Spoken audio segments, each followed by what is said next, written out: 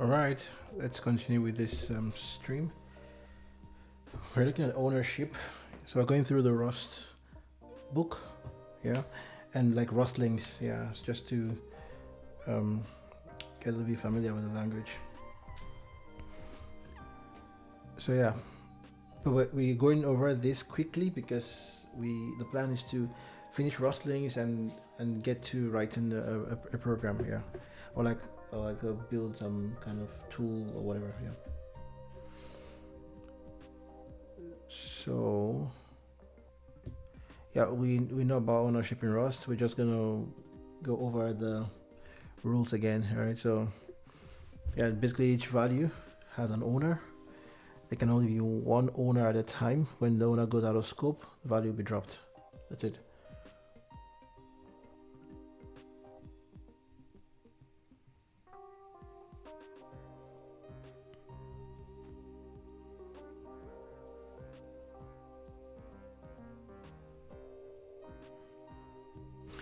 Yeah, and then the string type is complex.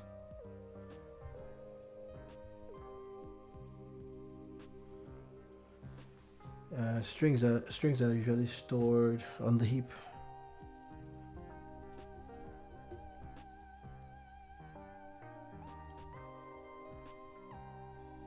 Yeah.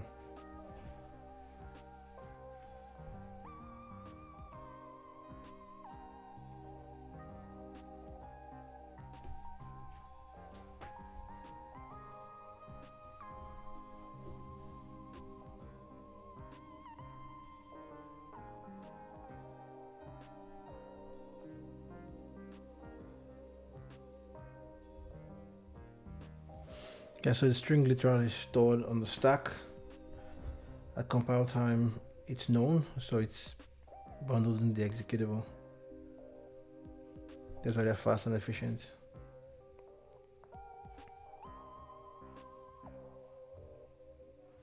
So the string type supports a growable, a mutable growable piece of text.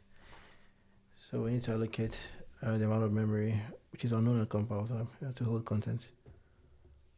So the memory was requested from the memory allocator at runtime.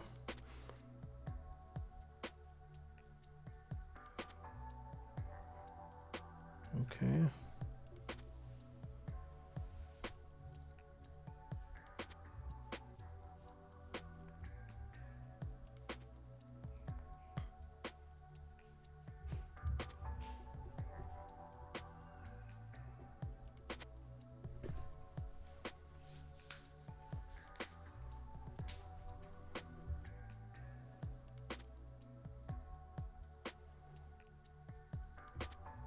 So let x be 5, let y be x. So at this point, x should be dropped, yeah? Oh no, this is yeah, this is the difference between stack and heap allocation, because here actually it's not dropped because it's not expensive. It's going to be copied basically. So the value is, it's cheap to do that, so it doesn't get dropped because that's how it works for integers. So let's see. Probably guess what it's doing. Bind value of 5 to x and then make a copy of the value in x and bind it to y. We now have two variables x and y and both are equal to 5. This is what's happening because integers are simple values with a non-fixed size. Yeah, so they push to the stack. Exactly what I was saying. Now look at the string version. So we create in memory on the right side this string in the heap, right, in a particular memory location with a literal hello, and then we assign this to a location on the stack, right, to a pointer on the stack. There's a variable s1 here, and then what we do here on this line is that we change the pointer. We change the stack pointer from s1 to s2 as the value that we change the pointer of this memory location here. We change it from s1 to S2. And what that mean, what will happen here is that S1 is going to be dropped at this point. It goes out of scope because there can only be one owner of a given piece of memory at any point in time. So this looks similar. So we might assume that the way this would work will be the same. That is that the second line will make a copy, but this isn't quite what happens. So what happens? A string made up of 3 parts. Shown on the left, a pointer to the memory location that holds the content of the string, a length and a capacity. This group is stored on the stack. On the right is the memory that it holds. So basically this is what S1 looks like. Yeah. And then what happens with S2? When we assign S1 to S2, the data is copied. Meaning that we'll copy the pointer, length, and capacity that are on the stack. Yeah, we don't copy that on the heap, which is correct. Yeah. And then what happens to the one in S1?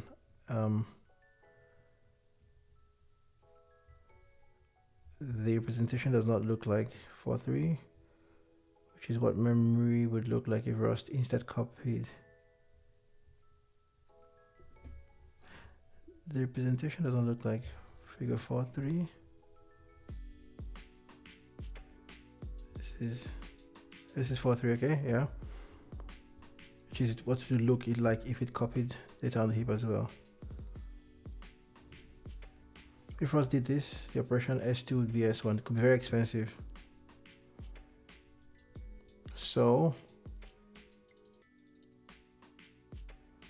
yeah, we said when a variable goes out of scope, Rust automatically calls drop function and cleans up the heap.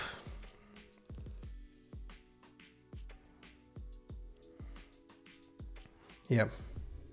So when S2 and S1 will both go out of scope, they will both try to free the same memory. Yeah, double free error. That is a null pointer exception.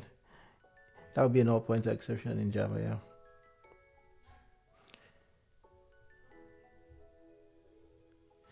One second.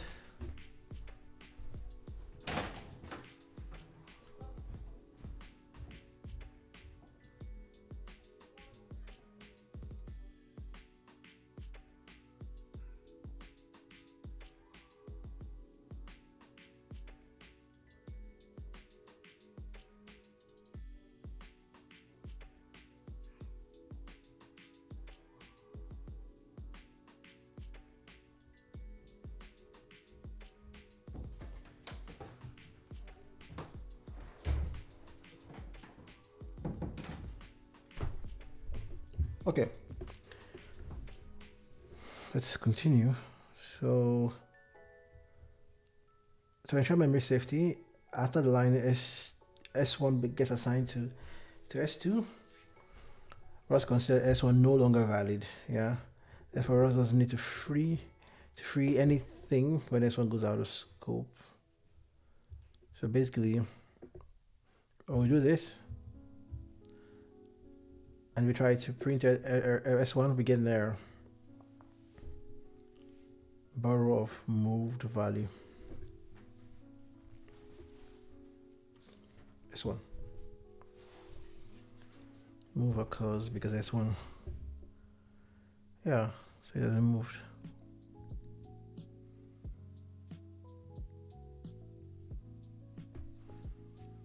Okay. So Rust will never automatically create deep copies of your data. Therefore, any automatic copying can be assumed to be inexpensive.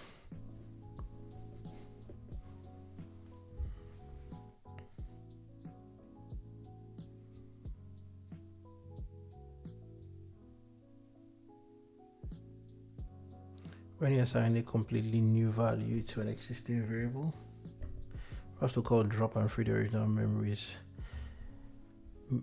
values memory immediately. So if we have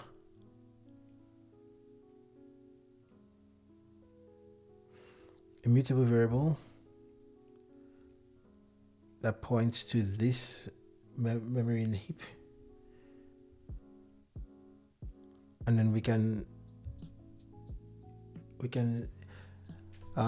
change the value here. Yeah, so we initially declare a variable s and bind it to the string with the value this. Then we immediately create a new string with the value this and assign this. At this point, nothing is referring to the original value on the heap at all.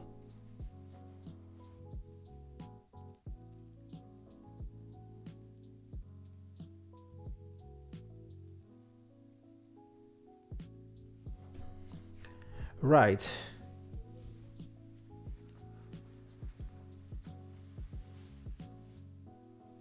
Oh yeah, okay. So because like on the right side, what's happening here is that on the right side, you're actually creating memory location on the heap. This is a memory location. And you assign it to this variable on the stack here. Yeah, and then here again, you're creating a new memory location and filling it up creating it up with this literal here, and you're again assigning it to the same variable s. Yeah, but what about this memory location that contains something? Yeah, previously.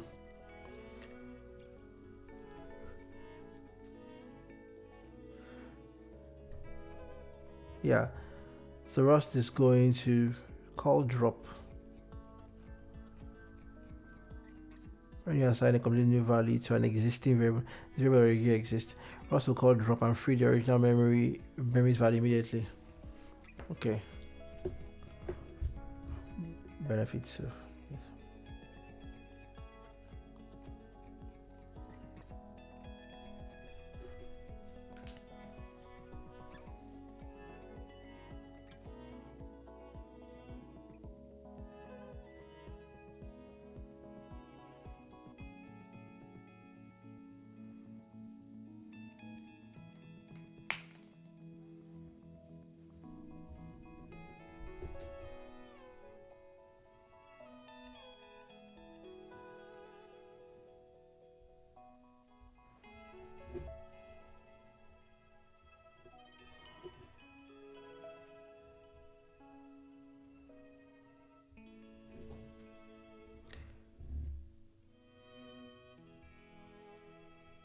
If we want to deep copy, we use.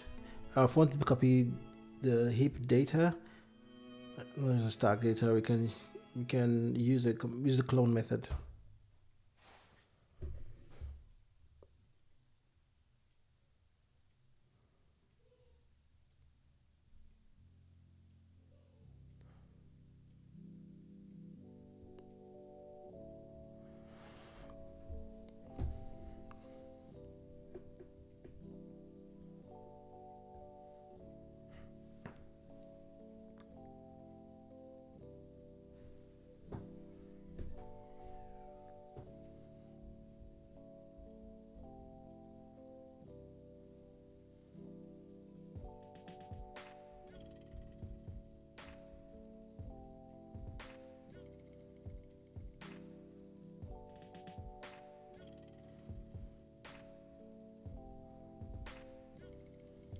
Right.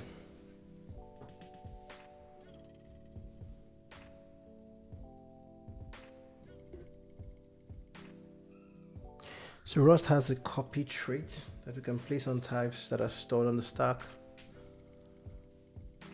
as integers. Yeah. So the trait. If we type implements the copy trait, variables that you use do not move, but rather trivially copy. Nice.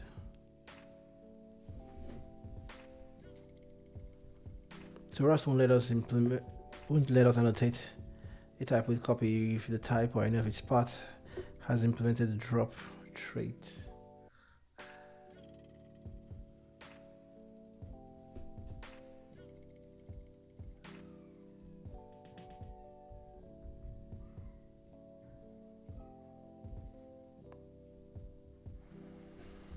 Okay.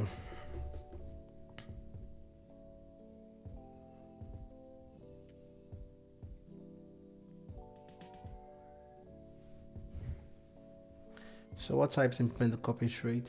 So as we can check the documentation. Yeah. As a general rule, any group of simple scalar values can implement copy. Nothing that requires allocation or is some form of resource can implement copy. So I believe arrays should be able to implement copy because like the size is fixed and is known ahead of time, right? So that should be able to do that. So all the integer types such as U32 implement copy, the boolean types, all floating points, the character, tuples. If arrays, yeah, arrays don't only have to contain scalar types, right? Tuples, if they only contain types that also implement copy, for example, I32 implements copy, but the one with string doesn't. What about arrays?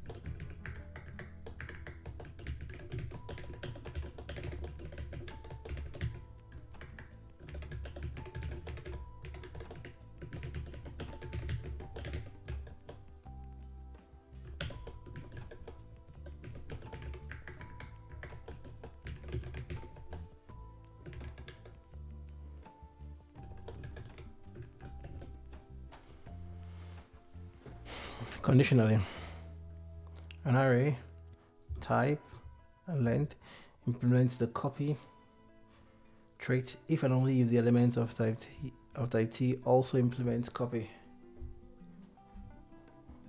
Yeah, which makes sense. Yeah, of course, which is exactly what we talked about just now with tuples.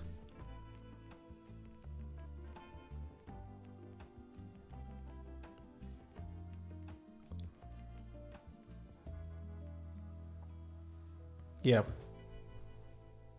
exactly. So yeah, I was just checking for why we didn't have arrays here. Makes sense. All right. Punishment functions.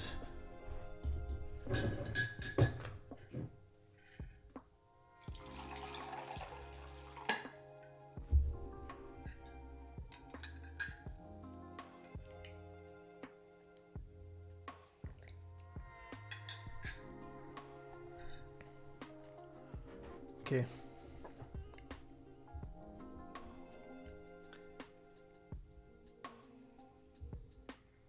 Okay.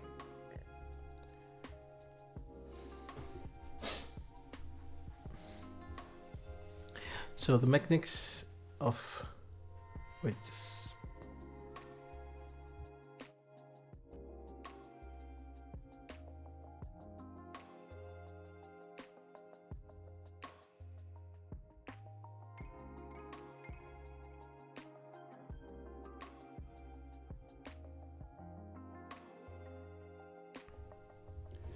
Yep.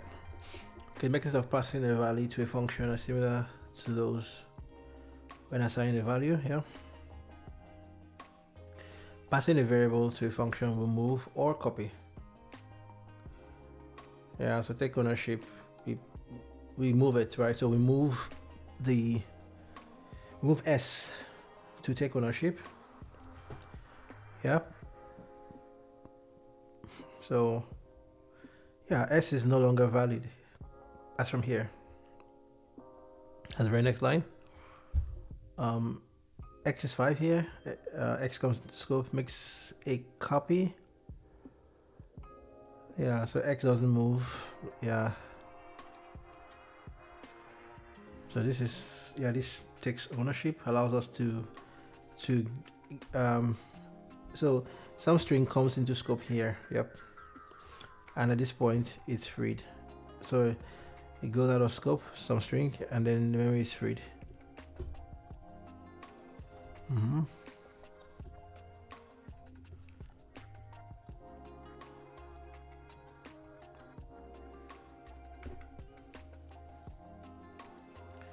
So return values can transfer ownership.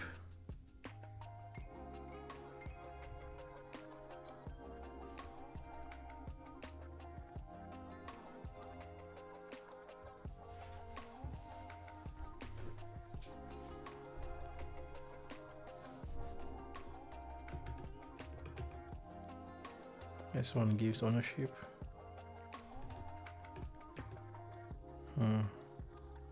So you are, so some string is actually moving out of this function.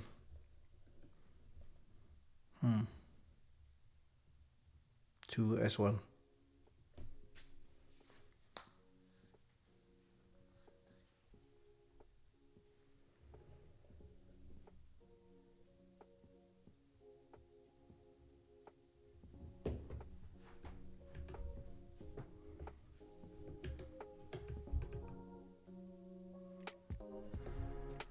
S2 comes into scope here, takes and give it back.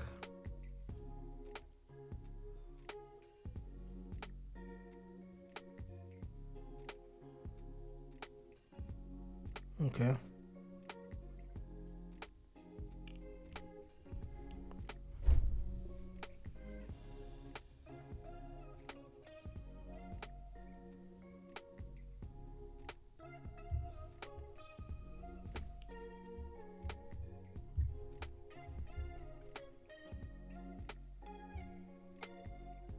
Reference on borrowing. Yeah, okay, so let's just go over this quickly.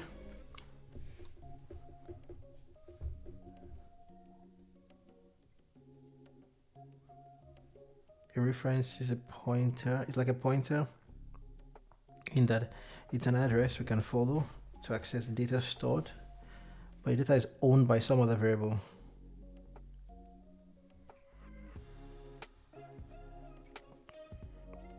So just take a reference instead of taking ownership.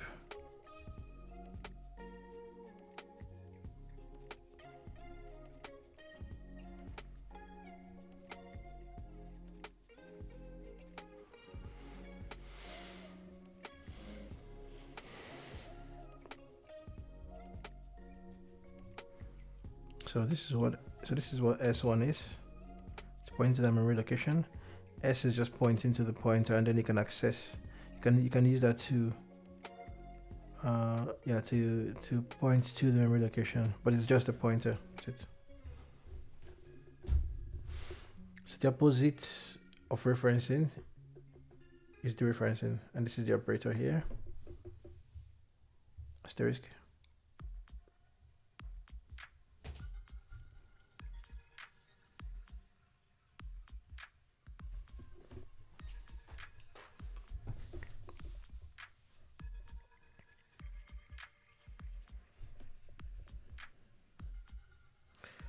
So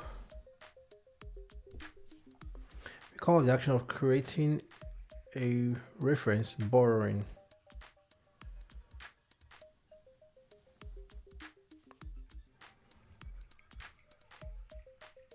Yeah.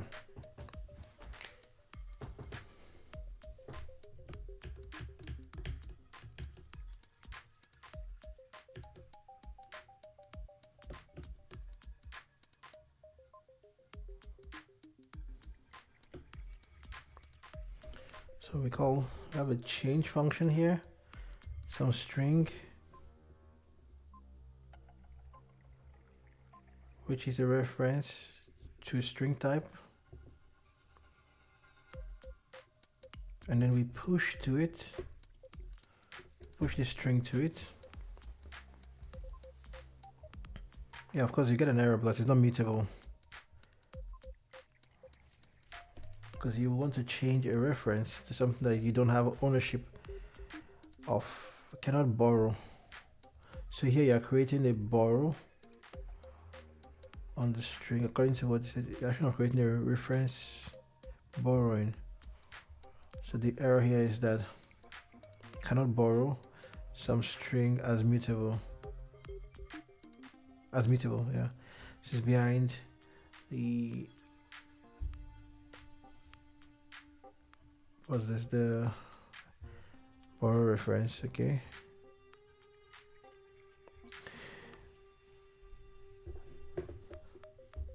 Just as variables are immutable by default, so are references. We're not allowed to modify something we have a reference to. Yeah. It allows us to modify a borrowed value. Yeah, we just specify that. Specify that we want to be able to. We're creating a mutable borrow.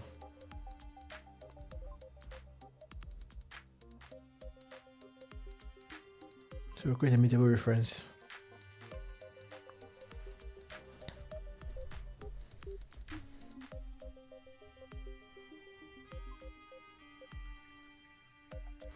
So mutable references have one big restriction. If you have a mutable reference to a value, you can have no other references to that value.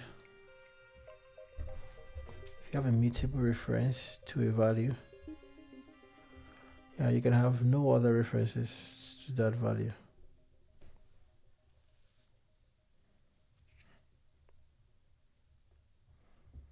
So you have a mutable reference here to S.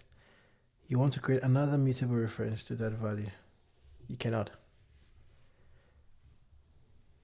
You cannot even have another reference to it, which makes sense because if you want to use the reference after you have, when something else can change the value, then that wouldn't work. You cannot borrow as mutable more than once.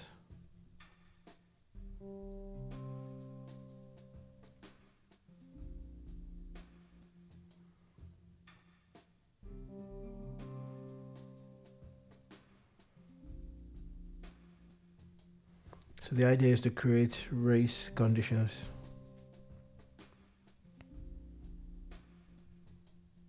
Yeah, so you don't have this synchronization problem. You don't have two values you don't have one trying to write and trying to read at the same time. Makes sense.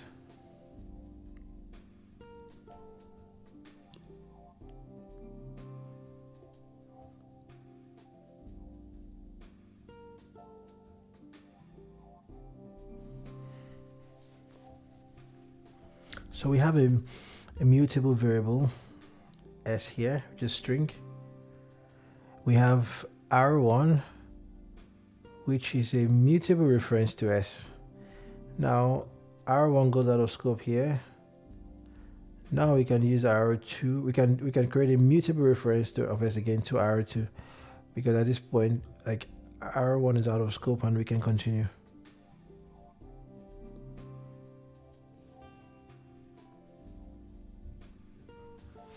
We have a mutable variable S here. Now we have a reference to S. We borrow S here. Yeah. We also borrow S here. We're just basically reading.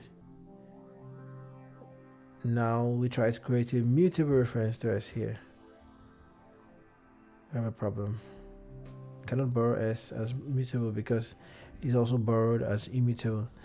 Yeah, so when you create a mutable reference, you can have no other references to that memory location.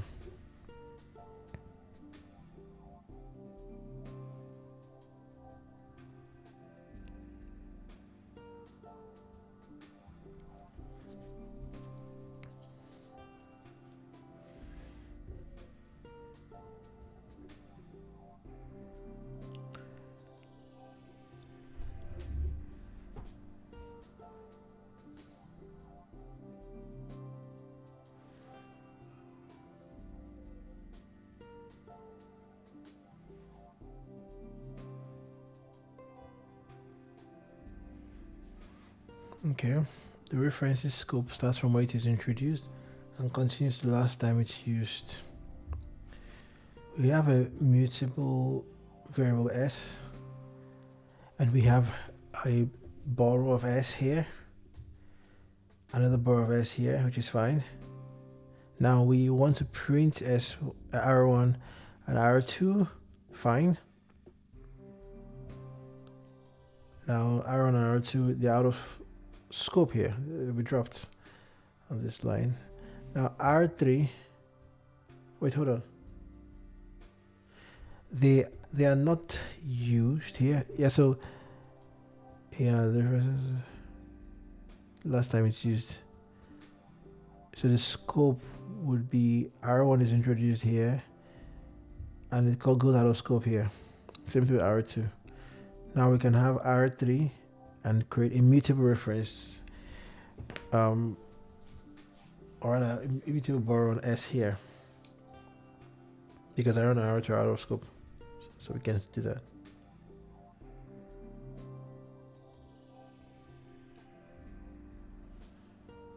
Okay.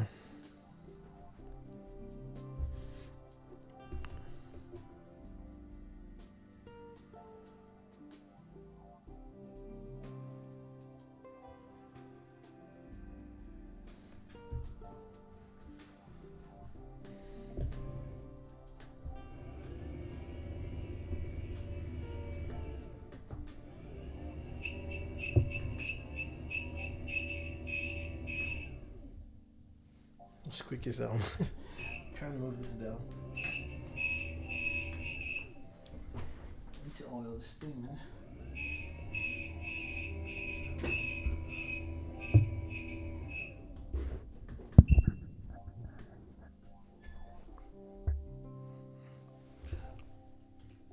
Okay.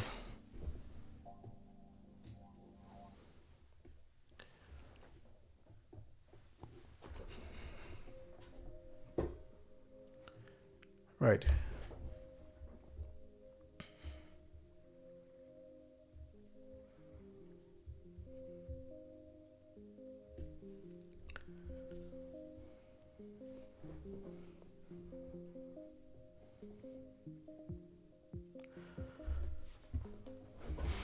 Okay, so this wants to create a dangling reference, which is dangle returns a reference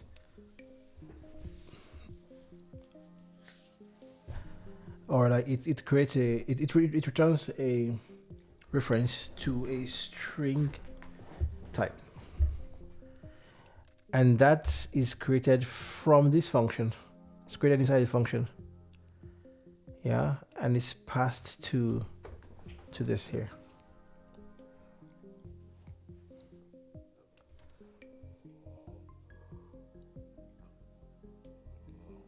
Yeah, but it's not. So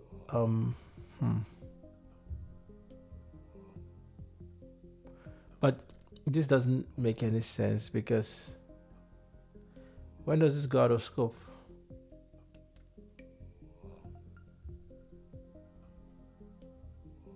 Yeah, expected named lifetime parameter. Yeah, because it doesn't know when to drop this reference here. It doesn't know when this should be dropped.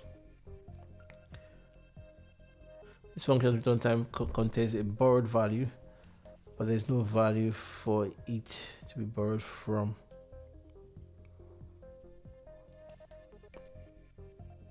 Lifetimes.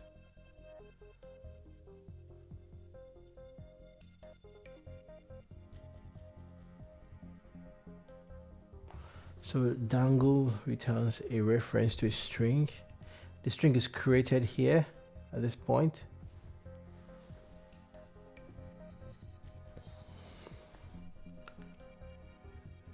Yeah. The string is created here, and you want to return a reference to the string here. And then S goes out of scope and is dropped. But then the reference is still there. Yeah, S will be deallocated. We are trying to return a reference to it. So it won't let you do that. The solution is to return S directly. Yeah, so we're done with that. Okay. Cool. That was a bit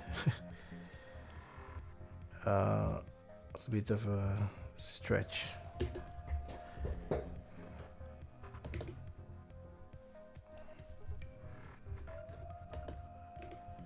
All right, so we should fix the compiler error in this function. We have a fill vec. We have a fill vec function. It's a vector. So this fill vec takes a vector as the input type. It takes in a vector, yeah, of type i32 and returns a vector of i32.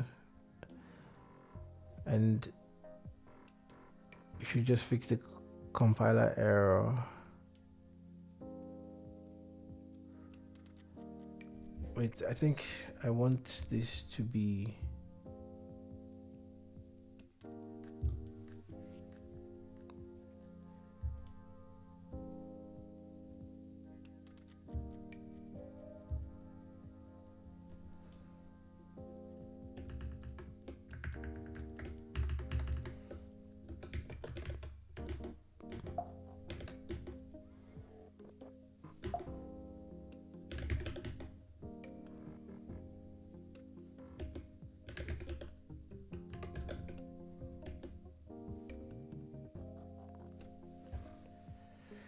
what is this?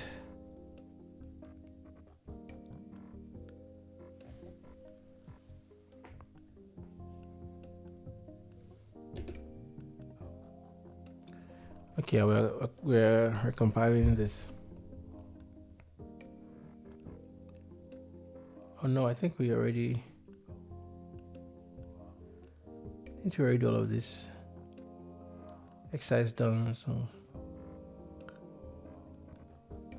next, I think we've done, yeah, we've done all of this. Okay, we just keep going. Variables, functions. I think, where are we now? We are in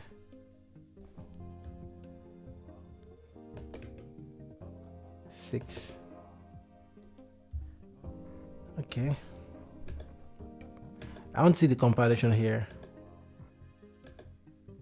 Oh, wait. Oh, this failed.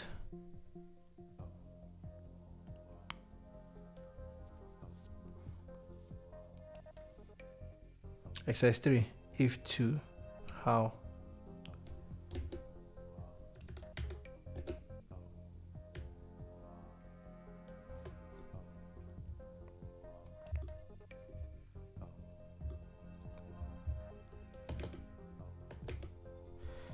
Okay, so we're not checking this then, so there is a problem. The test default disliked food failed.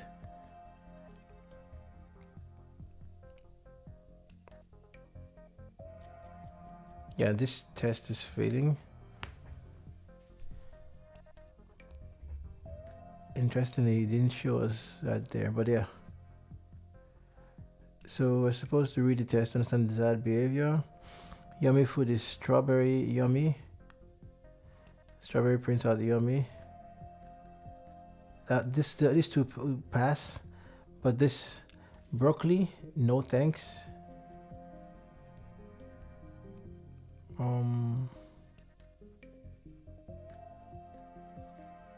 Broccoli, no thanks, correct. Gummy bears, no thanks, because it's not yummy and it's not potato. So gummy bears will be no thanks, correct. What else?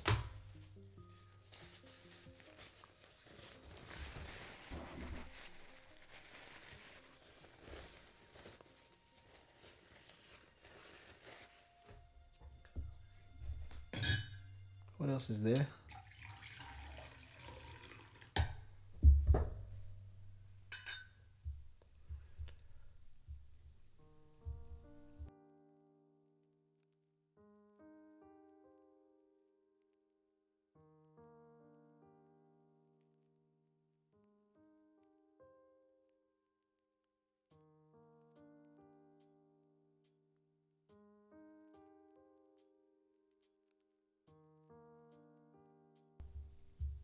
Yeah, what else is there? Yeah, so literally anything will be no thanks as well. But it says it fails. Left, no thanks. Right. I'll think. Yep. The problem is that we have this here.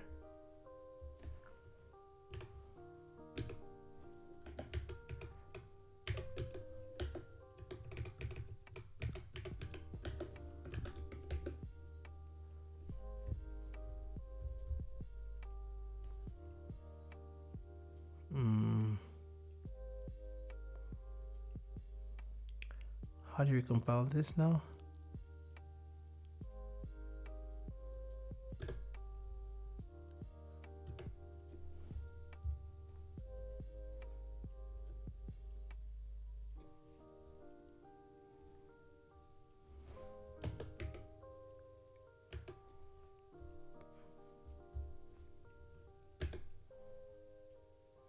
Yeah. Oh, yeah. It goes to a quiz. So we're just jumping because we're not following it the way it should have been done. So we should go to quizzes 1 first. Okay. Where are the quizzes, by the way?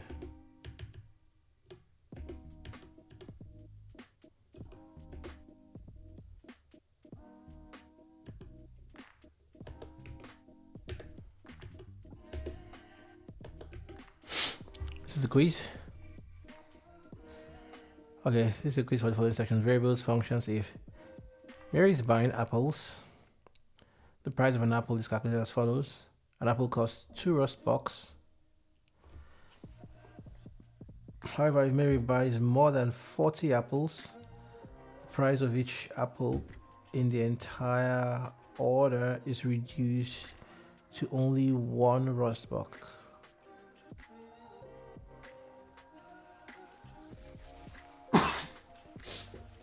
Excuse me.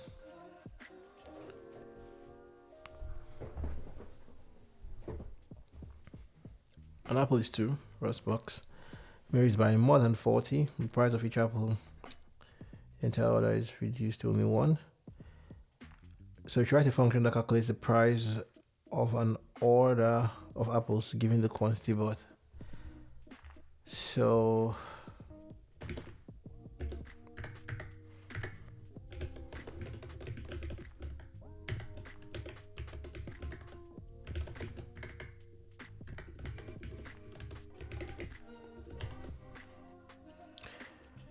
we calculate the price based on the quantity.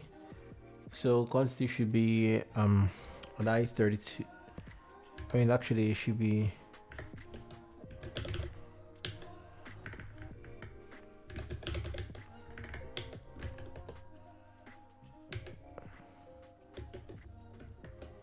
probably like so. And then we want to return price.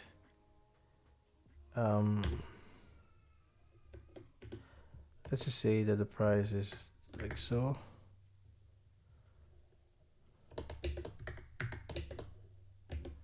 Yeah.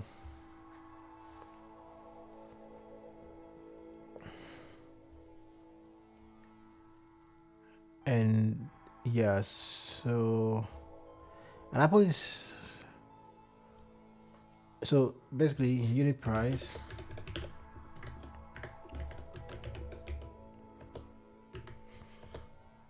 is 2, right?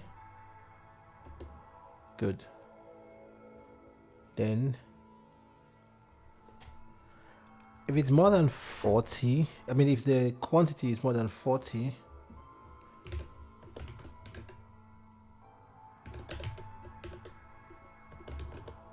it's more than 40, then unit price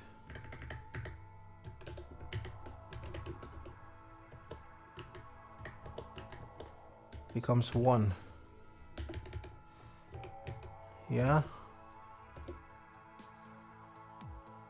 And what he wants to return is unit price times quantity. So unit price is, yeah, unit price,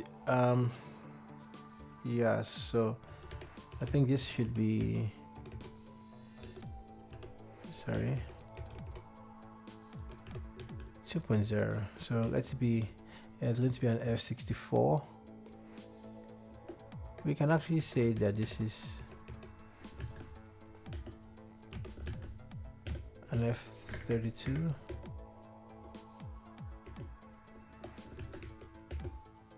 Yeah.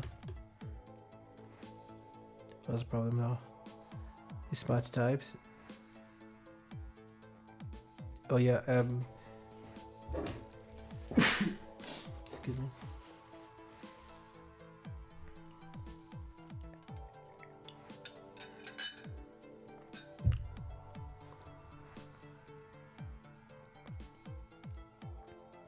Unit price. You can multiply unit price by F32 by a U32. Yeah.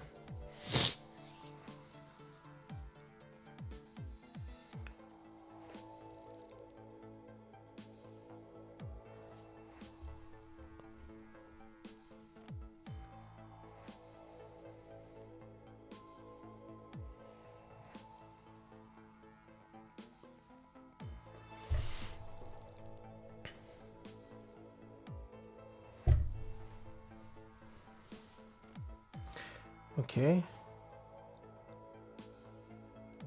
Quantity is this. Yeah, so maybe I can as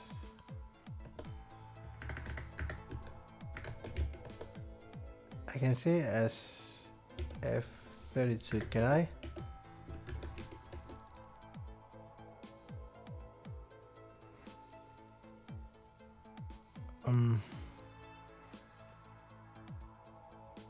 Cannot multiply F32 by this.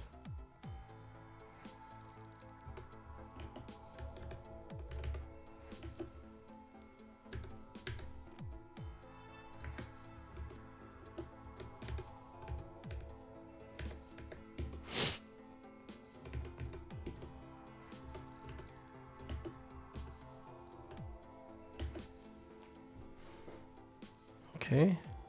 So what's the issue? So it's just a matter of the return type here. Quantity should be U32. That's fine. You can have it as floating point, but you want to return a floating point value. So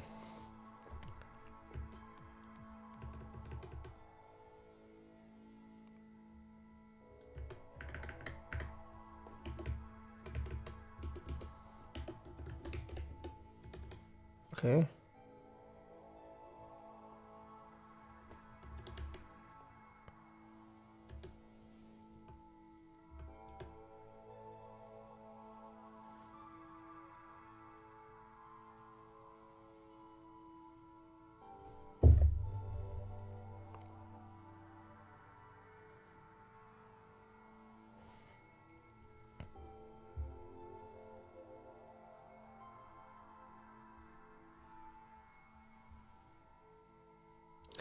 Well, the problem here is not the multiplication. My problem here is mismatch types. Expected F32 found unit type. So this is not returned because of just this. Okay, and then now we have that problem. Bad return type. Because of return type. Mismatch types expected F32 found U32. So when you multiply unit price by the quantity, yeah, they are both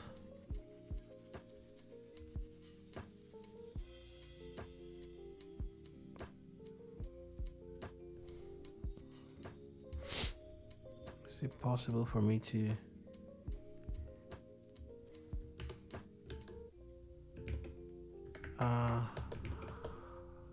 how?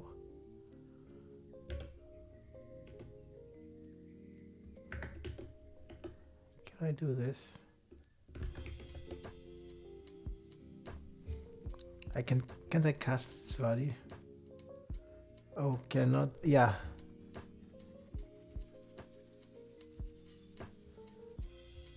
How do you cast this?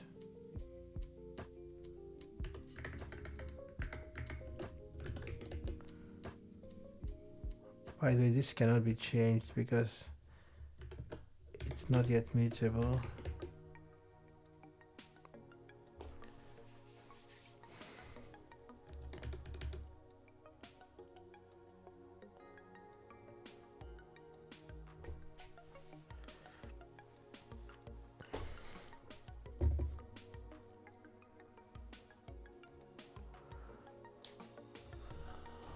How do we change mismatch types?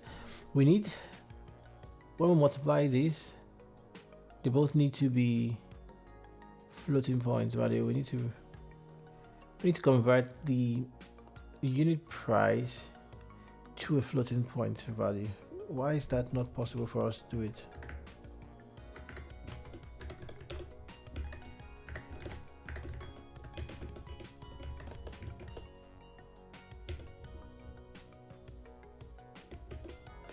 Why?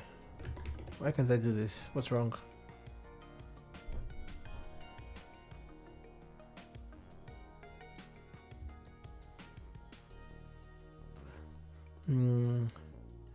How do you multiply? I guess I'm doing it wrong.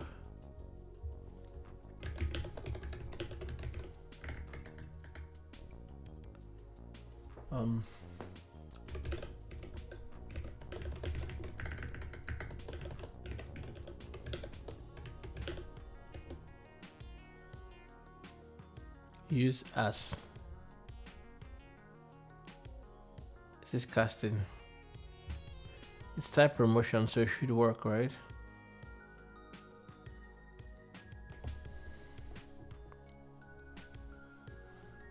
Using the as keyword. That's what I try to use now. So decimal as U8. Integer as that.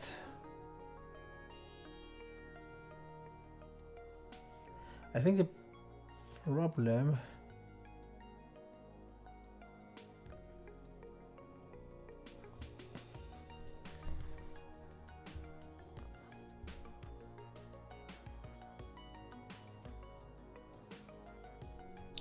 is probably the multiplication, right? Because quantity. All right. Yeah. I think we also need to convert this.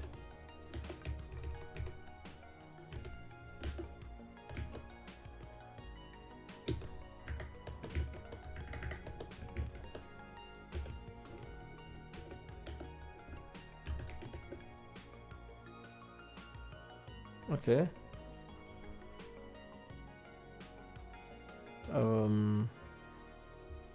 I think this is not necessary anymore.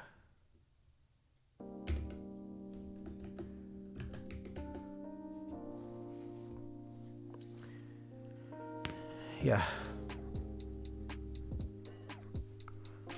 We have tests for this, right?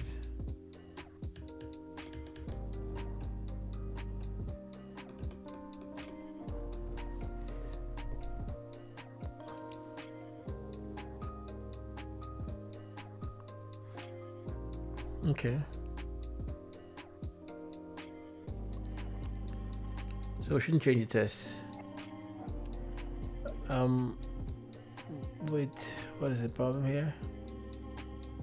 Calculate price of apples. It takes, yeah. Oh, so it wants us to return.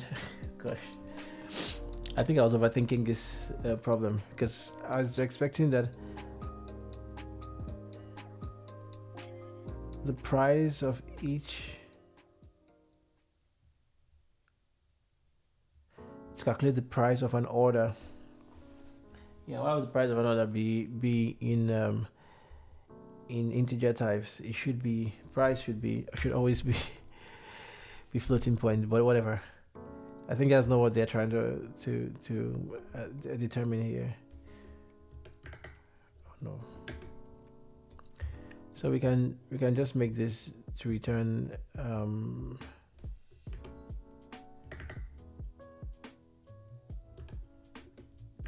I mean a U32 as well, right? And then we don't have to bother ourselves.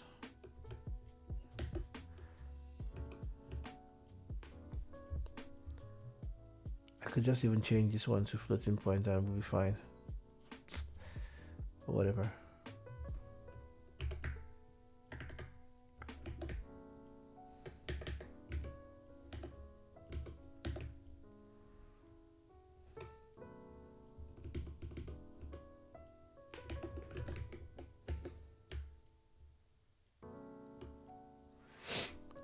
Okay.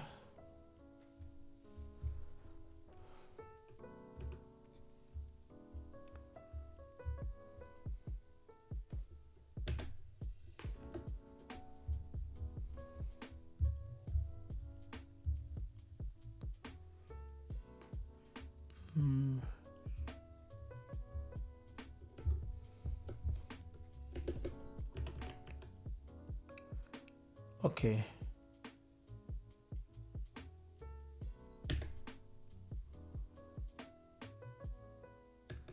Primitives, I think we already took care of. Yeah, so it was just one quiz that it solved. And okay, now we're going all the way to 6. So we are just continuing the program and seeing where we should. What's wrong? Okay. Okay, this is chapter 6, semantics. Yeah, so now we're back here.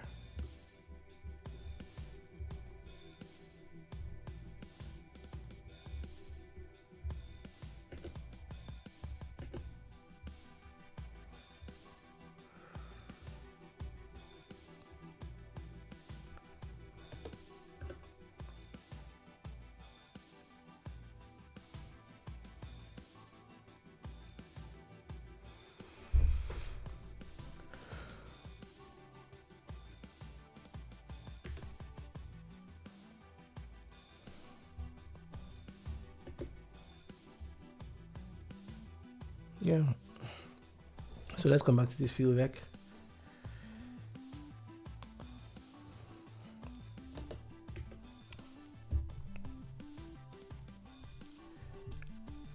Let's see. We're supposed to fix the compiler error. So I want to see the error here.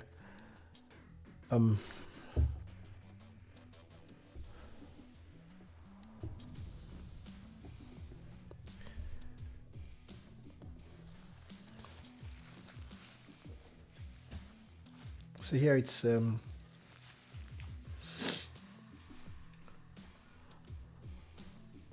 here it's on this line 5.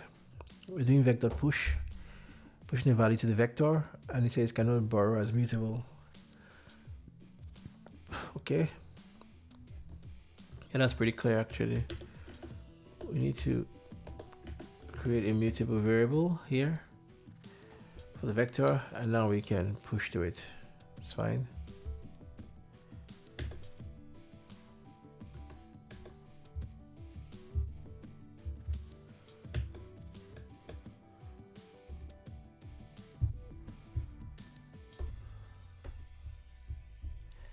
Why is this program stuck? Oh, it takes a little bit of time. Why does it? Okay. So 2.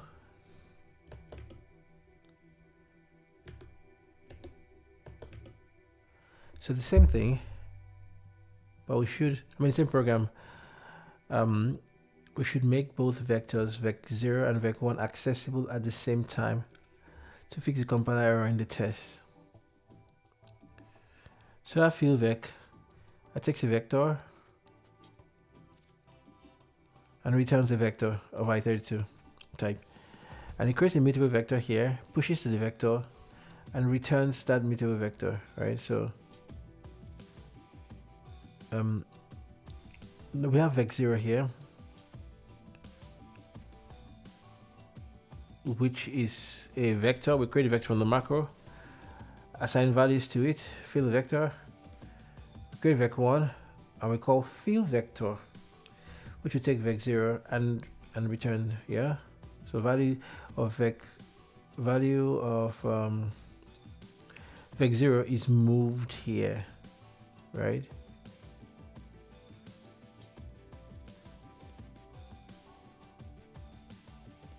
Yeah, value is moved here. So we want vec0 and vec1 to be accessible at the same time, because now we cannot use vec0 here. So what we can do is fill vec. The only thing we're doing here is just to fill the vector, right? So we can have this take a mutable reference, yeah, and we can have this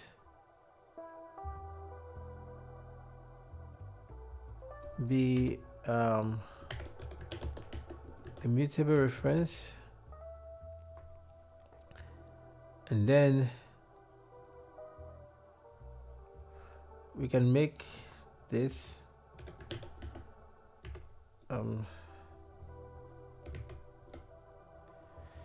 should be mutable,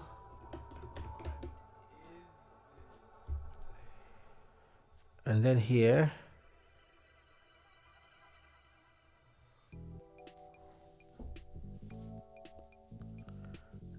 we can say, so if this is already a mutable reference,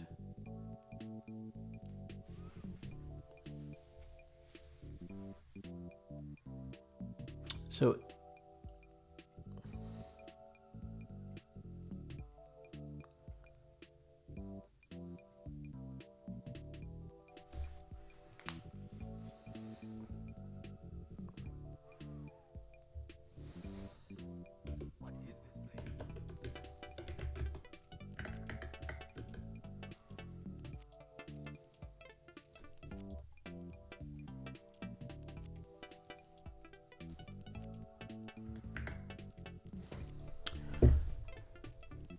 we want to create, so we are already receiving a vector.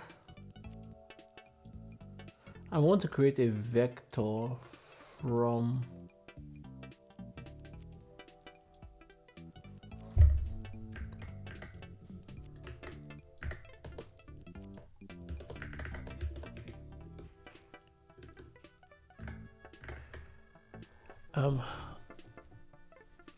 how do we create? I want to create a vector from the values that are here, right?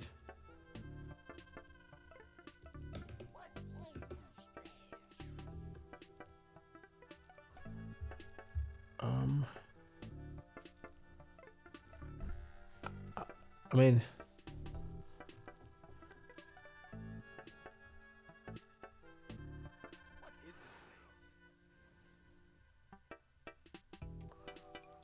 I don't recall how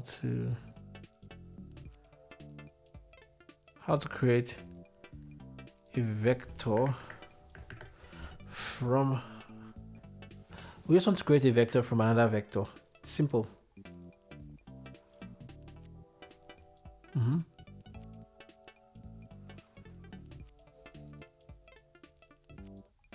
Oh, hold on.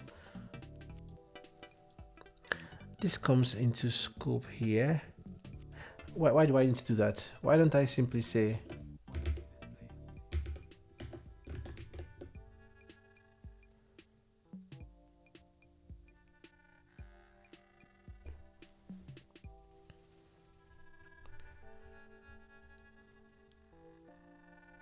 found mutable reference. Yeah, I can do that.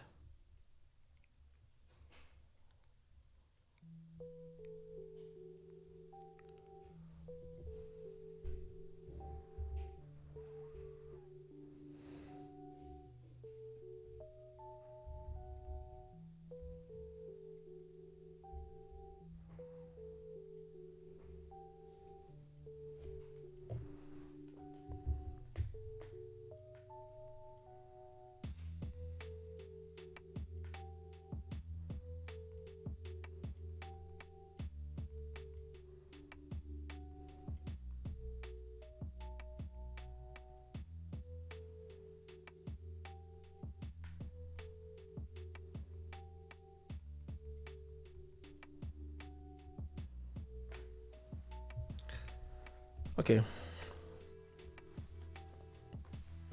I think what we need to do here is to create one vector from the other one. We have this mutable reference. We should use this in creating our vector. Yeah.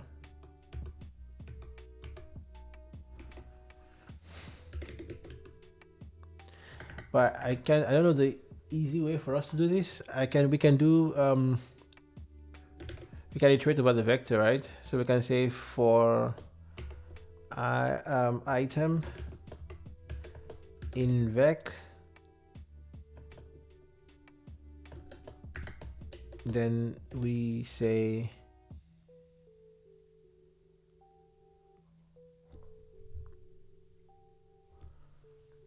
wait, hold on.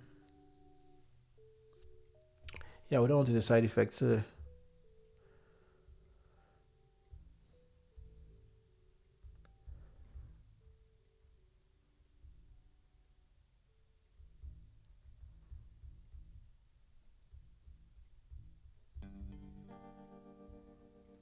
Yeah, so let's go over. So I writing about this vector. Oh, wait, sorry. We need to first create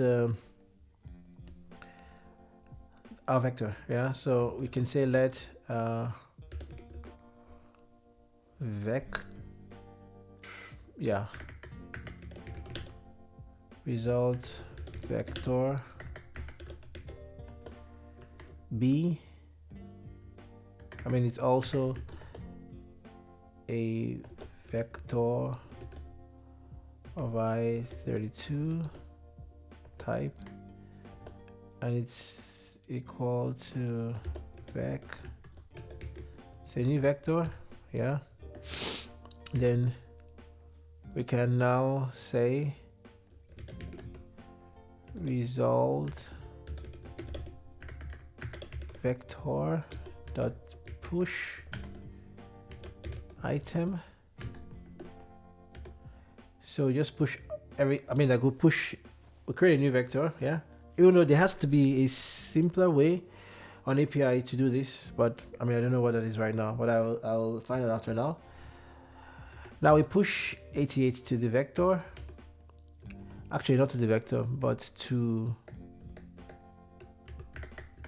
result vector.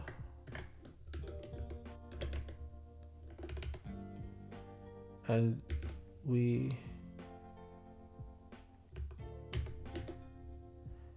going to return result vector.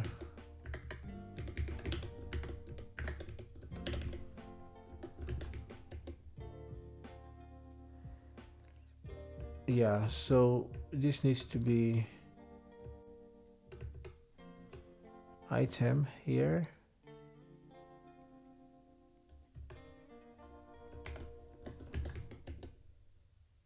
Does that?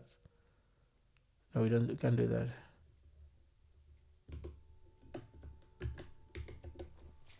What's the problem here? So item is a mutable reference, I32.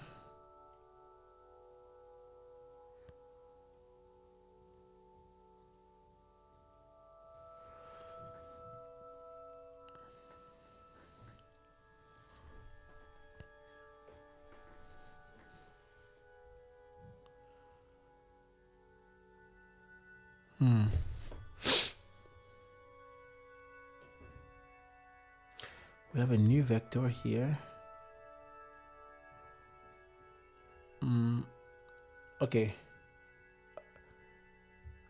Actually,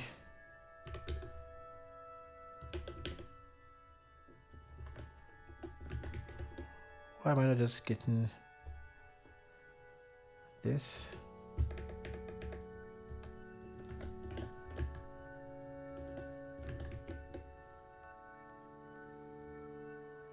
Oh, so it says cannot borrow result vector as mutable, as it's not what? Cannot borrow result vector as mutable. Oh, I'm dereferencing here. Is that why?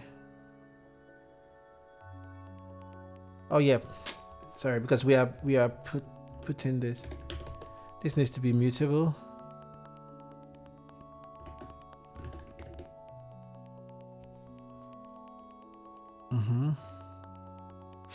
It says writing mutable reference of vec instead of array. Oh yeah, because but what you pass here, passing the mutable, you're passing a vector here, but you're saying it involves a new object where a slice will do. I see. So that is already not an array. That's just a slice. Okay, so let's say type needs to be there, right? Yeah.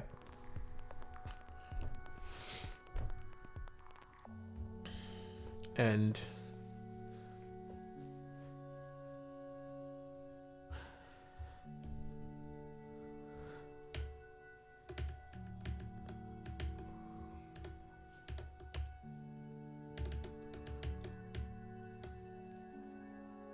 yeah, I think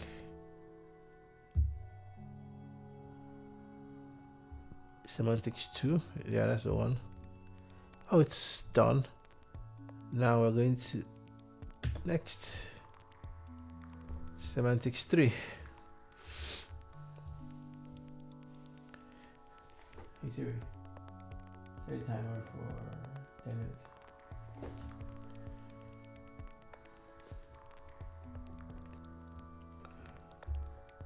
Okay, so let's go to the next one.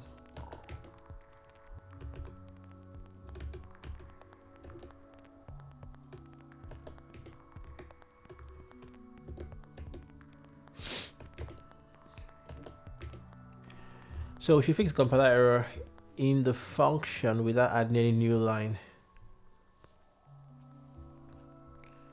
this is the function here.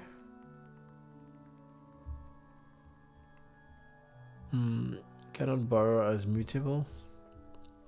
Also, we added new lines in the other one that we did, right? Fix the compiler error without adding any new lines. So we don't add any new lines, but we just yeah, wait. That's it, right? So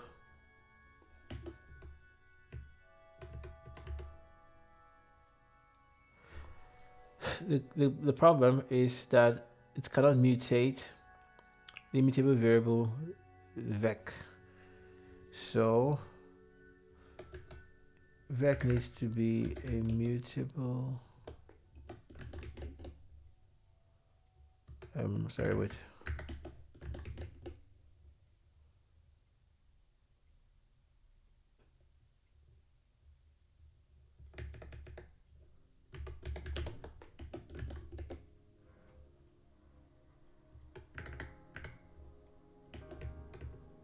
I think I'm mixing this up. So the type should be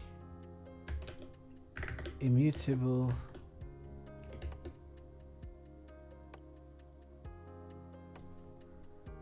What am I doing?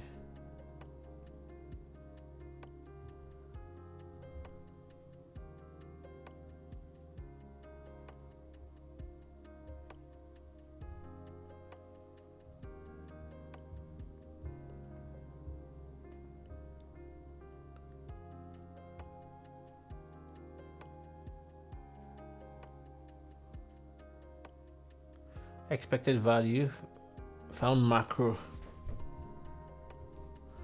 Okay. Where's that supposed to be? Time. Where should the mutable thing be?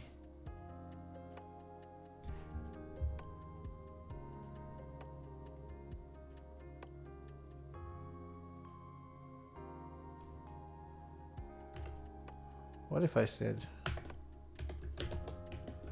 will this be correct? It will be.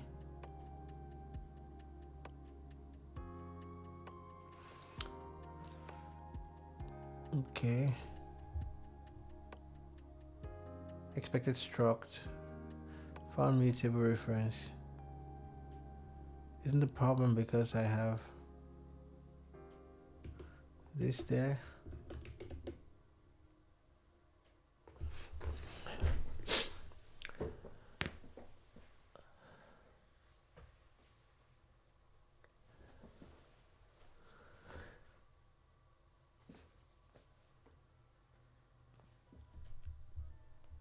Okay, wait, let's check. Vec 0 is this. Vec 1 is fill vec. Takes this. Yeah, it.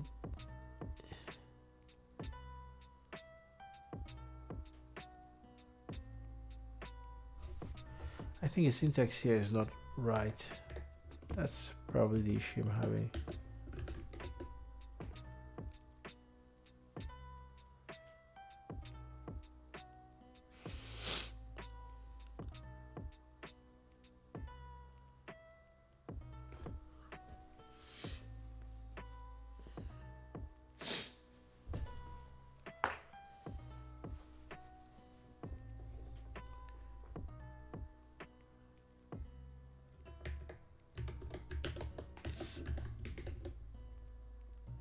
Yeah.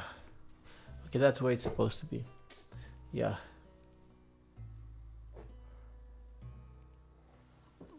But we did this like so. Slightly different. Okay.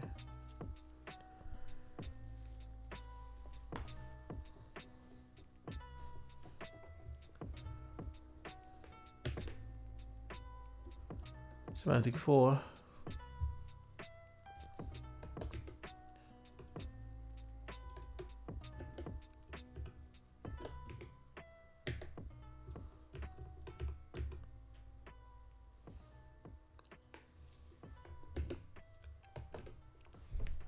Right, so we should fix the compiler errors only by reordering the lines in the test. So we have mutable variable x. On the right side, we create a new vector. Y is assigned the value of mutable reference to x. Z is mutable reference to x. So you cannot have multiple mutable references to the same memory location. So this cannot work. Some more than once. But if they are scoped, you can. So basically, after you create x here and you create y here, you can use y first. Y goes out of scope.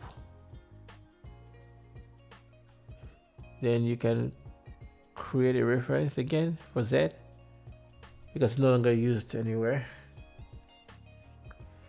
I think that's what we need to do. So I can do this, and then I can do this.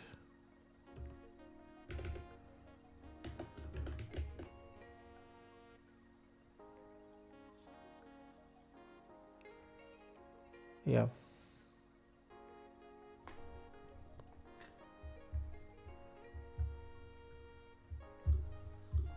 Yep.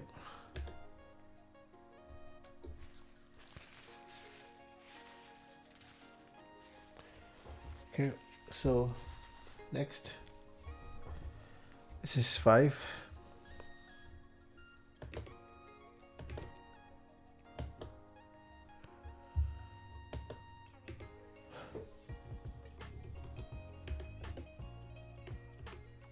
Is it okay?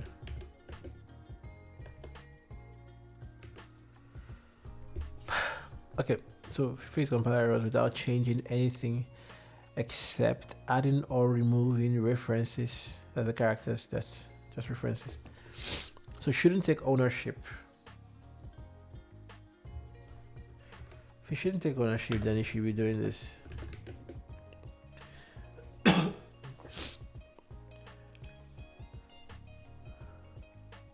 So you just take a reference, yeah?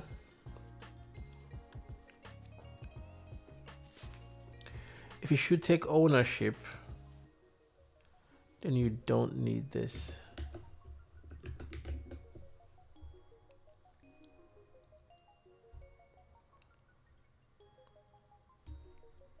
Then you have this literal here. Rust is great. You do get string. This should now take a reference to data. Uppercase should not take this because it should take ownership.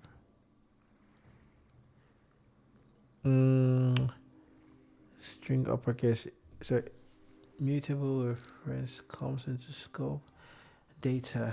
But shouldn't you do this as well?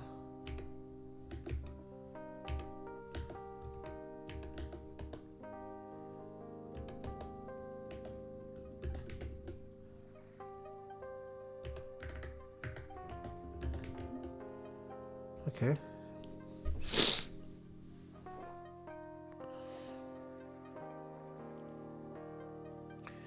All right, we got that.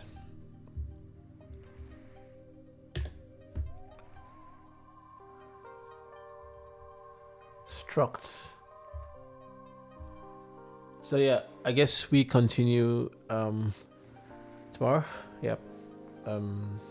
Yeah, we need to, let me even see where or how far we need to move. So I mean, the book itself, it's like collections, and there's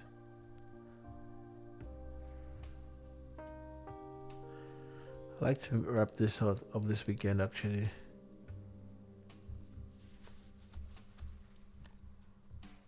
I like to wrap the book up this weekend.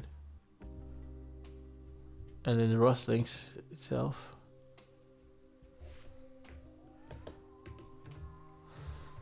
Yeah, we can wrap it up because it doesn't have so much more. It's like, I think I stopped at chapter 17 before. So we can quickly run through up to chapter 17, and then what's left is like 1, 2, 3, 4, 5, 6. We can do it this weekend. I mean, this weekend is just tomorrow left. Maybe like Monday, I don't know. Yeah. All right then, have a good evening. See you.